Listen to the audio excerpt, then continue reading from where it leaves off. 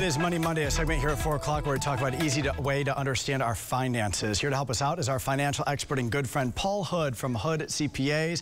Paul, good to see you on this 4th of July. How are you, my friend? You too, buddy. Happy birthday, United States. Yes, happy birthday. All right, listen, our first question goes to Derek. Derek says, my wife and I really want to buy a home. However, my credit score is not great. Is it smart to move forward with applications or a loan, or should I wait to improve my credit? Well, it just really depends, Derek. What matters is right now interest rates are on the rise. So the theory is if your credit is lower, you're going to pay a higher interest rate, or maybe they require more money down. I would seek the advice of a mortgage broker or your local banker, especially a mortgage broker. That's all they do is home loans. And so they can give you an idea. And I really think it probably depends on how low your credit score is. If you're in the 600s and you can get it to the 700s, it may be not worth waiting. But if you're in the 300s, then yeah, you might want to wait. But I would seek the counsel of a mortgage broker. All right, next question comes from Sarah. Sarah says that my employer has recently changed the salary range for her position to where she would make less money, but my job description has remained the same. How should I confront my boss about the change in pay? Well, really, to me, it depends on if one of my staff had that issue. I think it depends on them and their efforts.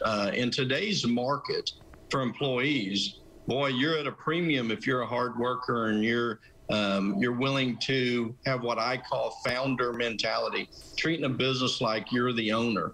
So, if she is treating the business like she's the owner and going and doing extra and all of that kind of stuff, I would just go straight at him and say, hey, I love my position here. What's the story here? Help me. And then, if they don't appreciate her, she can find a job someplace else. It just depends on the path that she has there. So I wouldn't beat around the bush. Oftentimes, perception is worse than the reality. So you never know. They may have changed the salary range, and they may be right around the corner to giving her a big promotion. So don't sit back and fume over it. Go straight at him. Last question goes to Ben. Ben says, I've worked with my company for 3 years now, but have yet to take advantage of its 401k plan. I'm still young, but want to make sure that I'm planning for my future. What's your advice for Ben? How can he get started? Well, Ben, you need to change your budget right now and get involved immediately, especially up to whatever the minimum match is. There's studies out there where two 18-year-olds, one of them started saving and saved for 10 years. One of them waited 10 years and then saved for 20 years. And the one that started when they were 18 had more money than the one that saved twice as long.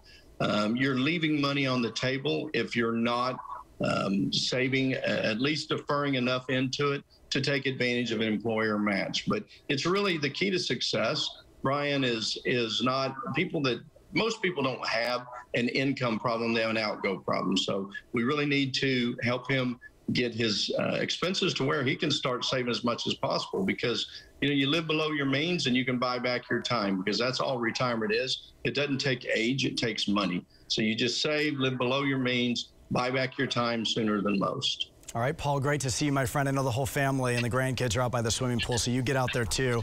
Thanks for taking the time out to hang out with us here at 4 o'clock today. You bet. All right, we'll talk to you later.